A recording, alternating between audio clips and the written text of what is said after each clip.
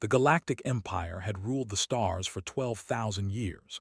They had conquered over 2,000 species across 1,000,000 worlds. Their warships darkened the skies of any planet that dared to resist.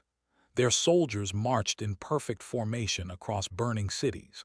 Their name alone made entire civilizations surrender without firing a single shot. Emperor sat upon his throne made of metals from 100 conquered worlds. He was ancient beyond measure and had never known defeat. His empire stretched across the galaxy like a dark blanket. Every species bowed before him. Every world paid tribute. Every voice in the cosmos whispered his name with fear. Admiral Al was one of his finest commanders. He had led the third expansion fleet to victory in 37 campaigns. He had crushed rebellions and broken the spirits of proud warrior races. When the Emperor summoned him to the throne room, Al knelt with absolute confidence.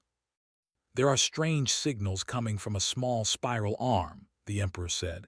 His voice echoed through the massive chamber. "A primitive world called Earth. They have achieved. Go and bring them into our empire." Al smiled. This was routine work. Another weak species to subjugate, another trophy for his collection. He assembled 500 warships and set course for this unknown world. The journey took 3 weeks through hyperspace. Al spent the time reviewing data on the target species. They called themselves humans. They were soft creatures with no natural weapons, no claws, no armor, no venom. They seemed utterly unremarkable. "They will fall within hours," Al told his officers, "perhaps minutes." His fleet emerged from hyperspace near the third planet of a yellow star. Earth hung before them like a blue and green jewel. Al had to admit it was beautiful. He would enjoy adding it to the empire. But something was wrong. His sensors detected ships, human ships. They were waiting in formation around their world as if they had known they were coming. There were only 12 of them, 12 small vessels against 500 warships. Al almost laughed at the absurdity. Captain Jake stood on the bridge of the USS Relentless. He was 53 years old with gray hair and calm eyes that had seen too many battles. His uniform was neat but worn. He held a cup of coffee in one hand and watched the alien fleet appear on his screens. Commander Lisa stood beside him. She was younger and sharper with quick hands that danced across her console. 500 ships confirmed, Captain. They are charging weapons." Jake took a slow sip of his coffee. "Only 500. I was expecting more." Lisa glanced at him. After 3 years serving under Jake, she had learned that nothing surprised him. Nothing scared him either. He had a reputation throughout the fleet as the man who smiled at danger. "They are hailing us," Lisa reported. "Put it through." Admiral Al appeared on the main screen. He was tall and covered in dark scales. His eyes glowed with the arrogance of a conqueror who had never been defeated. He spoke in a deep, rumbling voice that was automatically translated. "Primitive creatures of Earth, I am Admiral Al of the Galactic Empire. Your world now belongs to us. Surrender immediately and you will be allowed to serve. Resist and you will be destroyed. You have 1 minute to comply." Jake chuckled. It was a soft sound, almost gentle. He set down his coffee cup and looked directly at the alien admiral. "Admiral Al," he said calmly, "my name is Jake. I am captain of this vessel and senior officer of this defense fleet. I have a message for you and your empire." Al waited with impatience. He expected begging. He expected tears. He expected the usual pathetic attempts to negotiate. "You picked the wrong species," Jake said, and he smiled. The transmission ended. Al stared at the blank screen in confusion. No one had ever responded like that. No one had ever shown such disrespect. His confusion quickly turned to rage. "Destroy them," he commanded. "Destroy them all." 500 warships opened fire. Plasma cannons that could melt mountains unleashed their fury upon the tiny human fleet. The space between them filled with blinding light. Energy beams struck the human vessels with enough power to crack a planet. When the light faded, Al expected to see debris. He expected to see wreckage floating in the void. He expected victory. Every human ship was intact. Their shields glowed with a soft blue light as if amused by the attack. Not a single vessel had taken damage. Not a single hull had been scratched. "Impossible," Al whispered. On the bridge of the Relentless, Lisa checked her readings twice. "Shields holding at 98%, Captain. Their weapons are surprisingly weak." Jake picked up his coffee again. "Well, that was rude of them. I think we should respond." He pressed a button on his chair. "All ships, this is fire at will." The 12 human ships opened fire. Admiral Al had seen weapons before. He had seen plasma cannons and nuclear missiles and antimatter bombs. He thought he understood destruction. He understood nothing. The human weapons did not just damage his ships. They erased them. Beams of light cut through shields as if they did not exist. Explosions bloomed across his fleet like flowers of death. Ships that had conquered 100 worlds vanished in seconds. In 47 seconds, 250 warships were gone. Simply gone. Nothing remained but expanding clouds of dust. Al stood frozen on his bridge. Alarms screamed around him. Officers shouted in panic. His mighty fleet was dying and he could not understand how. "Retreat," he finally managed to say. His voice was barely a whisper. "All ships retreat." The surviving vessels fled into hyperspace. They ran like frightened animals, abandoning formation, abandoning protocol, abandoning everything except the desperate need to escape. Jake watched them go. He finished his coffee and handed the empty cup to Lisa. "Send a message to command," he said. "Tell them we had visitors. Tell them the visitors left in a hurry." Lisa allowed herself a small smile. "Should I mention the body count?" "Might as well. Someone should start keeping track." Jake stretched and yawned. "I have a feeling we will be seeing more of them soon." Far across the galaxy, Admiral Al knelt before Emperor. His scales had turned pale with fear. He told the Emperor everything. The human ships that could not be damaged. The human weapons that could not be stopped. The human captain who had laughed at his threats. Emperor listened in silence. For the first time in 12,000 years, something cold moved through his ancient heart. He did not know what to call it yet. Later, he would learn its name. Fear, news of the disaster spread through the empire like fire through dry grass. Soldiers whispered to each other in barracks. Officers spoke in hushed tones behind closed doors. Citizens gathered in public squares and wondered what it meant. The mighty Third Expansion Fleet had been cut in half by 12 small ships. Emperor summoned his war council to the great chamber beneath the imperial palace. The room was ancient and vast. Its walls were lined with the banners of conquered species. 2,000 flags hung in silence as testament to supremacy. High General was the first to speak. He was the oldest military commander in the empire and had served 3 emperors. His body was from 100 battles. His mind was sharp as a blade. "We have analyzed the battle recordings," said. His voice was steady, but his eyes showed confusion. "Their weapons pass through our shields without resistance. Our scans cannot identify the energy signature. It matches nothing in our databases." "How is that possible?" demanded Lord Vex, commander of the home fleet. "Our shields have protected us for—" "I do not know," admitted. The words seemed to cause him physical pain. "Their defensive technology is equally mysterious. Our plasma cannons are designed to destroy planets. They absorb the full power without damage." Emperor sat upon his throne and watched his advisors argue. He had ruled for 3,000 years. He had seen rebellions rise and fall. He had watched proud species crumble into dust.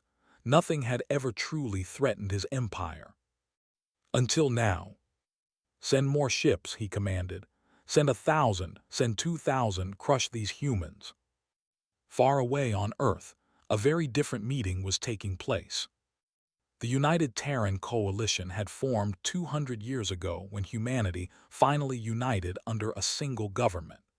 Their headquarters was in Geneva, a city that had survived wars and disasters to become the capital of human civilization. Admiral Ben stood before the Coalition Council. He was a large man with a shaved head and eyes like cold steel. He had commanded human fleets for 30 years and had never lost a battle. 300 years ago, he began, our explorers found ruins on Mars, ancient structures buried under the red sand, technology that was not human. We realized then that we were not alone in the universe.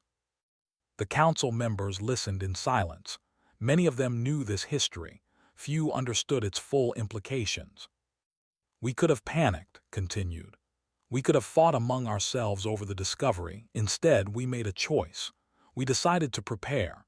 Every resource we could spare went into defense research. Every brilliant mind worked on new technologies. We built ships in secret. We trained soldiers in hidden bases. We waited. Commander Amy Reeves stepped forward. She was head of intelligence, a small woman with sharp features and sharper instincts. She had spent 20 years gathering information about the galaxy beyond Earth. The Empire has conquered over 2,000 species, she reported. They have ruled for 12,000 years. Their military doctrine is simple. They arrive with overwhelming force. They demand surrender. If refused, they destroy all resistance. No species has ever successfully fought back. She paused and allowed herself a slight smile. They have never faced a real challenge. They are bullies who have only fought the weak. They have no concept of what happens when someone hits back. Admiral nodded. They expected us to be like everyone else, afraid, helpless, ready to kneel. He turned to face the council directly. They were wrong. The council voted unanimously. Humanity would not simply defend itself. Humanity would show the galaxy what happened when you attacked Earth. 2 weeks later, the second assault fleet arrived in the Sol system. 1,000 warships dropped out of hyperspace with weapons armed and shields raised. Admiral commanded them with confidence. He had been told about the previous defeat but did not believe it. The reports must have been exaggerated. No primitive species could defeat mine. Captain Jake was waiting for them again. This time he had 20 ships. Admiral Jake said over the communication channel, "I must say, you people are persistent. I admire that, but my answer has not changed." "You will surrender," growled, "or you will die." Jake chuckled, that soft, gentle sound that had haunted Admiral Al ever since the first battle. "Admiral, I have a question for you. Do you know what a turkey shoot is?" "I do not understand." "You will." The battle lasted less than an hour. Human ships danced through the formation like shadows. They appeared and disappeared, striking from impossible angles. Their weapons cut through enemy vessels with terrible precision. Admiral watched his fleet die around him and could not comprehend what he was seeing. When it was over, 700 ships were destroyed. 300 limped back to Imperial space carrying tales of horror. On Earth, people watched the battle footage with a mixture of awe and dark humor. Social media exploded with jokes about the mighty empire. Comedians made fun of their outdated weapons. Musicians wrote songs about human victory. Recruitment centers could not handle the flood of volunteers who wanted to join the fight. Humanity was not afraid of the alien empire. Humanity was laughing at them. Emperor received the news in silence. He dismissed his advisors and sat alone in his throne room for many hours. The banners of conquered species surrounded him. 2,000 flags representing 2,000 victories. But these humans were different. They did not beg. They did not flee. They did not even seem worried. That Captain Jake had laughed at the might of the Empire as if it were a joke. The Emperor made a decision.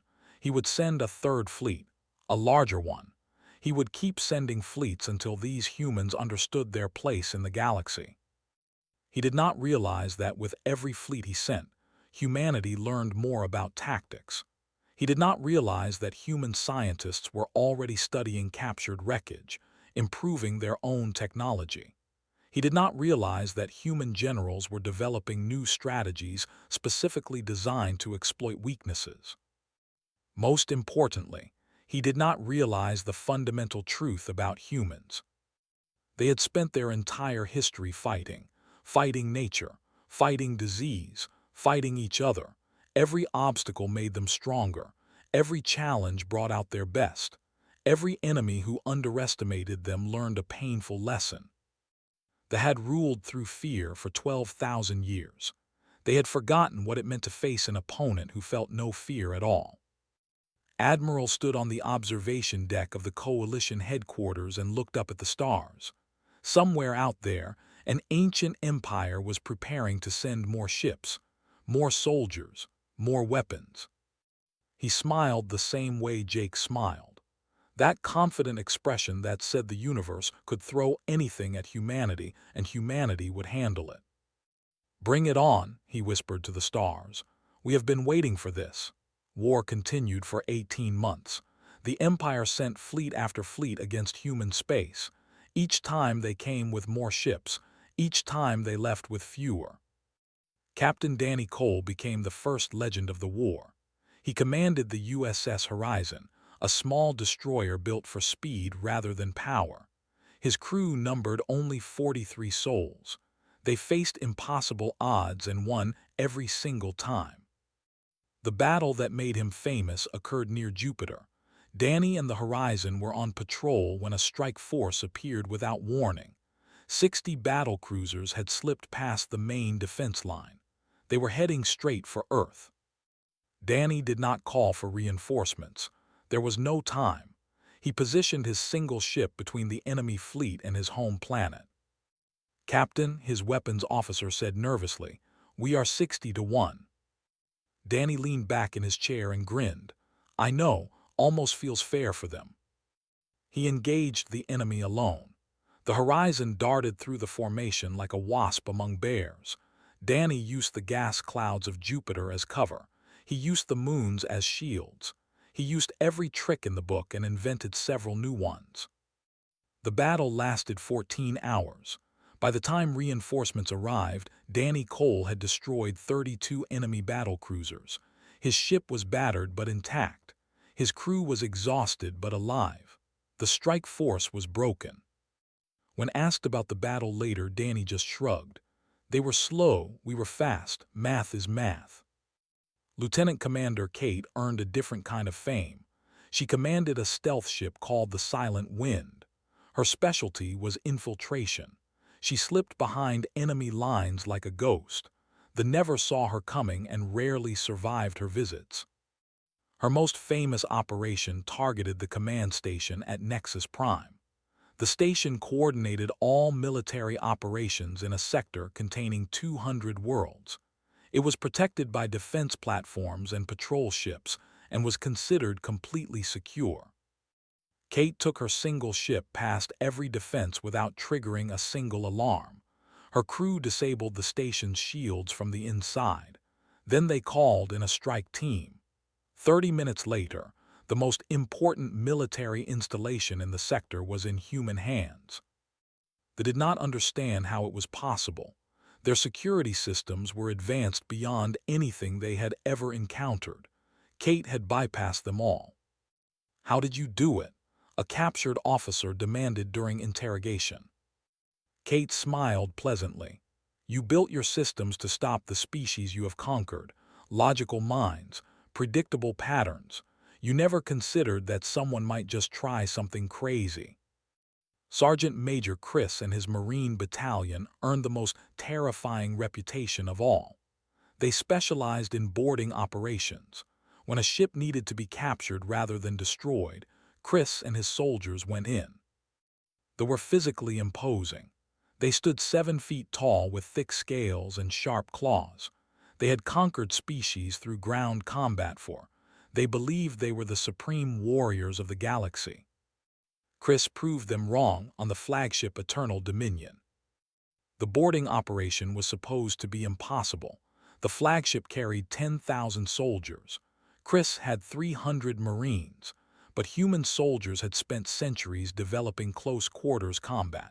They had trained in tight spaces and low gravity and complete darkness. They had learned to improvise weapons from anything available. They had mastered the art of creative violence. Chris led his battalion through the ship deck by deck. They moved in small teams, covering each other, communicating through hand signals when radio silence was needed. They set traps that caught squads off guard. They ambushed patrols in corridors designed for much larger bodies. The defenders had numbers. The humans had adaptability. One captured officer described the experience with horror in his voice. They were everywhere and nowhere. We would secure a section and they would appear behind us. We would set up defensive positions and they would drop from the ceiling. One of them was humming a tune while he fought. Humming, as if killing us was just a pleasant way to pass the time. Chris captured the Eternal Dominion in 6 hours. His battalion suffered 23 casualties. The lost over 4,000 soldiers. Back on Earth, the public followed the war with fierce pride. Every battle was broadcast on news networks. Every hero was celebrated in stories and songs. Children played games pretending to be Danny Cole or Kate. Teenagers signed up for military service the moment they turned 18. But there was something else beneath the pride, something darker and more determined. Humanity had waited 3 centuries for this moment. They had built their civilization knowing that someday they would face a threat from the stars. Every generation had prepared for this war. Now it was here, and humanity was winning. Emperor watched the reports with growing despair. His advisors brought him nothing but bad news. More fleets destroyed, more territory lost, more commanders killed or captured. High General stood before the throne with slumped shoulders. "Your Majesty, we have lost over 3,000 ships in the past year. Our production cannot keep pace with our losses." "Then we must find another way," the Emperor said. "There must be a weakness. Every species has a weakness." "We have analyzed their culture extensively," replied. "Their history is nothing but conflict. They have fought among themselves for their entire existence. They developed weapons to kill each other long before they reached the stars. Violence is woven into their nature. Then they should understand conquest. They should understand submission." Shook his head slowly. "You misunderstand, Your Majesty. They fight each other constantly, yes, but they also unite against outside threats. When attacked by an external enemy, they become something else, something more dangerous. Their internal conflicts vanish. Their full attention focuses on the threat." He paused. "We have given them something they have not had in centuries, a common enemy." The Emperor stared at his general. "What are you saying?"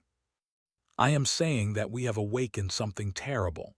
These humans were busy with their own affairs. They were distracted by their own problems. We forced them to look outward. We forced them to unite. We gave them purpose." Met the Emperor's eyes with grim certainty. "We may have created the most dangerous force this galaxy has ever seen." Emperor made a decision that had not been made in 8,000 years. He ordered the assembly of the Grand Armada. Every warship in the Empire was called to duty. Every reserve fleet was activated. Every shipyard worked without rest to repair damaged vessels. 2 million warships gathered at the edge of imperial space. It was the largest military force ever assembled in galactic history. The fleet stretched across light years of void. Its combined firepower could destroy stars. The Emperor himself would lead the attack. He had not personally commanded a battle in 3,000 years, but these humans had insulted his empire. They had humiliated his forces. They had laughed at his power. He would end them himself. Admiral Ben received the intelligence report in his office on Earth. He read the numbers 3 times to make sure he understood correctly. 2 million ships. The entire military machine aimed at human space like a loaded weapon. He whistled low and leaned back in his chair. "Well then, They finally decided to take us seriously. The Terran coalition mobilized everything. Ships were pulled from distant colonies. Patrol vessels abandoned their routes. Training crews were rushed into service. Every human who could fly a ship was called to defend their civilization. They gathered 50,000 vessels. It was the largest fleet humanity had ever assembled. It was nothing compared to what was coming. Admiral took command of the flagship USS Defiant. Captain Jake was there, now promoted to Commodore but still flying the Relentless. Captain Danny Cole brought the horizon. Lieutenant Commander Kate appeared from wherever ghosts hide when they are not hunting. Every hero of the war stood ready. Addressed the fleet before the battle. His face appeared on screens across 50,000 ships. His voice reached the ears of 500,000 human warriors. "I will not lie to you," he said calmly. "We are outnumbered 40 to 1. By any rational calculation, we should lose this battle. Our enemy has more ships, more weapons, more soldiers. On paper, this war is already over." He paused and let the silence hang. "But we are not fighting on paper. We are fighting in space. And in space, numbers are not everything. Courage matters, skill matters, will matters." His voice grew stronger. "Our ancestors crossed oceans in wooden ships. They split the atom. They walked on the moon. They built faster than light drives in a garage. Every time the universe told humanity that something was impossible, we found a way." Captain Hayes of the cruiser Steadfast spoke over the open channel. "Admiral, my crew has a message for the Empire." "Go ahead, Captain." His voice carried the fierce pride of every human listening. "Tell them we are not locked in here with them. They are locked in here with us." The fleet roared approval over the communication channels. 50,000 ships, 500,000 voices, all of them ready to fight, all of them ready to win. The Battle of Reach began when the Grand Armada dropped out of hyperspace. 2 million ships filled the void like a metal tide. Emperor stood on the bridge of his Imperial flagship and watched the tiny human fleet waiting before him. "Surrender," he broadcast across all channels. "Surrender and I will be merciful." His response was a single word: no. The Emperor gave the order to attack. 2 million ships opened fire. What followed was 9 days of continuous battle, the largest engagement in the history of intelligent life in the galaxy. It would be studied by military scholars for to come. Human ships did not fight like ships. They formed massive walls of vessels that advanced slowly and fired in coordinated volleys. They relied on numbers and overwhelming force. Humans fought like wolves among sheep. They darted through enemy formations in small groups. They struck from unexpected angles. They retreated and regrouped and attacked again before they could respond. They never stood still. They never fought fair. Human pilots performed maneuvers that should have killed them. They pushed their ships past every design limit. They flew through debris fields at impossible speeds. They used asteroids and planets and even disabled enemy ships as cover. Human engineers made repairs in the middle of combat. They jury-rigged solutions to problems that should have been fatal. When weapons failed, they found other weapons. When shields collapsed, they reinforced them with anything available. One ship continued fighting for 6 hours using nothing but emergency power and creative cursing. Human commanders made decisions faster than command structures could process. By the time an admiral issued an order, human fleets had already moved 3 times. The Empire fought with rigid discipline and careful planning. Humans fought with inspired chaos that looked like madness but worked like magic. On the 3rd day, Captain Danny Cole led a strike force directly into the heart of the formation. His mission was to disrupt their command and control. He succeeded beyond anyone's expectations. The Horizon and 12 other ships destroyed 40 command vessels before escaping through a gap that closed seconds after they passed. On the 5th day, Kate's stealth teams disabled the shields on the Emperor's flagship. A Marine assault force boarded the vessel. They did not capture it, but they forced to retreat to a secondary command ship. The psychological impact was enormous. On the seventh day, the fleet began to break. Ships that had maintained perfect formation started to scatter. Commanders who had never known defeat began to flee. The Grand Armada was dying. On the ninth day, it was over. 1.4 million ships were destroyed. The greatest military force ever assembled was reduced to wreckage and dust. The surviving vessels fled in every direction, spreading tales of horror across the empire. Human losses were 11,000 ships, 37,000 men and women who would never come home. Every name was recorded. Every sacrifice was honored.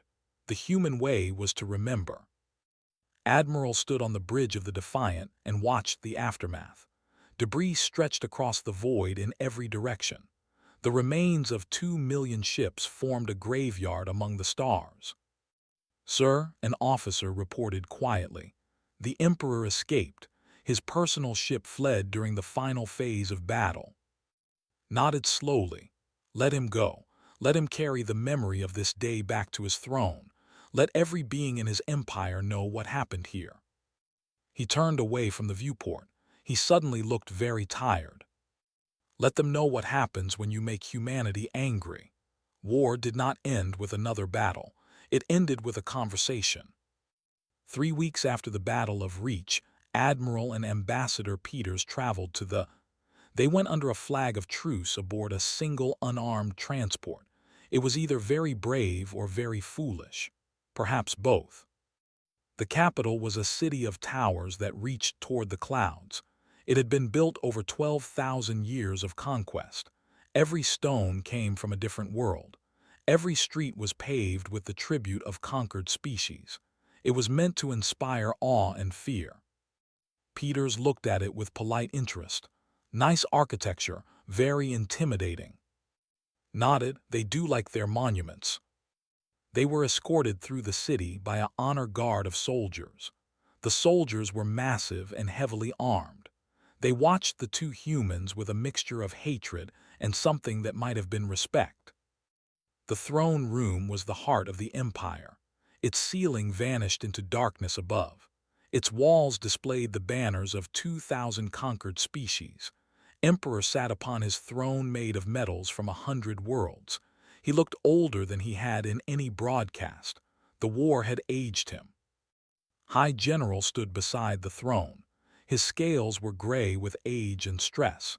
He had advised 3 emperors. He had never advised one in defeat before. And Peters walked across the vast floor and stopped at a respectful distance from the throne. They did not kneel. They did not bow. They simply stood and waited. Emperor studied them for a long moment. These strange, soft creatures who had destroyed his armies. They looked so fragile, so breakable, and yet his empire lay in ruins because of them. "You could destroy us," he said finally. His voice echoed through the chamber. "Your fleets could burn every world we control. You could end 12,000 years of civilization. Why have you come to talk?" Peter stepped forward. He was a diplomat who had spent 30 years negotiating treaties between human nations. Alien emperors were new territory, but the principles were the same.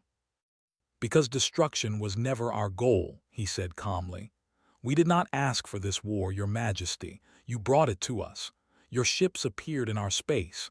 Your admiral demanded our surrender. We simply defended ourselves." "Defended?" His voice carried disbelief. "You annihilated our military power. You killed millions of our soldiers. You could conquer our entire empire if you wished." Spoke for the first time. "We could, we choose not to." "Why?" "Because we are not you." His voice was steady and without malice. "We have no interest in ruling your empire. We have enough trouble governing ourselves. Our people argue about everything. They disagree about politics and culture and what to have for dinner. Building an interstellar empire sounds exhausting." Despite everything, a small sound escaped from General. It might have been a laugh. Continued. "What we want is simple, Your Majesty. Recognition, respect, peace. We want to be left alone to live our lives and explore the stars. We want to trade with other species. We want to learn about the galaxy. We do not want to rule it. You would spare us, asked. After everything we did, after the soldiers we killed, after the worlds we threatened. We are not in the business of revenge, said. We defended ourselves. The threat is over. Now we would like to move forward. The Emperor sat in silence for a long time. His ancient mind processed what he was hearing. These humans had won a complete victory. They could demand anything. They could take everything. Instead, they asked for peace. I do not understand your species, he admitted. Smiled. It was the same smile that Jake had worn in that first battle. Confident, calm, almost amused. Most species do not understand us. We barely understand ourselves, but we know what we want and what we do not want. We want friends among the stars. We do not want subjects. The treaty was signed 3 weeks later. It was a document unlike any in galactic history. The Empire and the United Terran Coalition agreed to peace. They agreed to trade. They agreed to share technology and knowledge. The Empire would reform its conquest policies. Humanity would help them learn other ways. It was not perfect. There were those on both sides who wanted more blood. There were who dreamed of revenge and humans who wanted to finish what the Empire had started. But the leaders on both sides were tired of war. They chose a different path. Years passed. Human traders appeared on worlds. Scholars studied human history and culture. The galaxy slowly adjusted to the new reality. The great empire was no longer the supreme power. Humanity had joined the community of stars as an equal. The monument to the fallen was built in Geneva. It was a simple wall of black stone with names carved into its surface. 37,000 names, every human who died in the war. Families came to touch the names of their loved ones. Children came to learn about the price of freedom. The inscription at the base was simple. They came for us, we stood, they learned. 20 years after the war, Commodore Jake retired from active service. He bought a small house on the coast of what used to be called California. He spent his days fishing and watching the ocean and remembering friends who did not make it home. His granddaughter had joined the fleet. She commanded a patrol ship that explored the edges of known space. Sometimes she came to visit him. They would sit on his porch and watch the sunset and talk about the universe. "Grandpa," she asked one evening, "do you ever think about the war?" Jake considered the question while the sun painted the sky orange and red. "Sometimes. Mostly I think about the people, the ones I served with, the ones I lost." He sipped his coffee. "But mostly I think about what comes next. That is the human way. We do not dwell on the past. We move forward.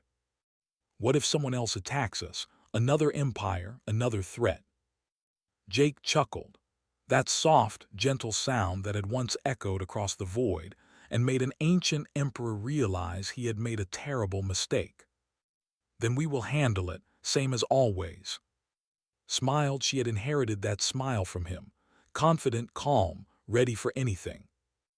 Outside, the stars began to appear as darkness fell, thousands of points of light representing thousands of worlds. Humanity sailed among them now, no longer alone, no longer afraid, no longer unknown. Just chuckling at whatever came next. The end.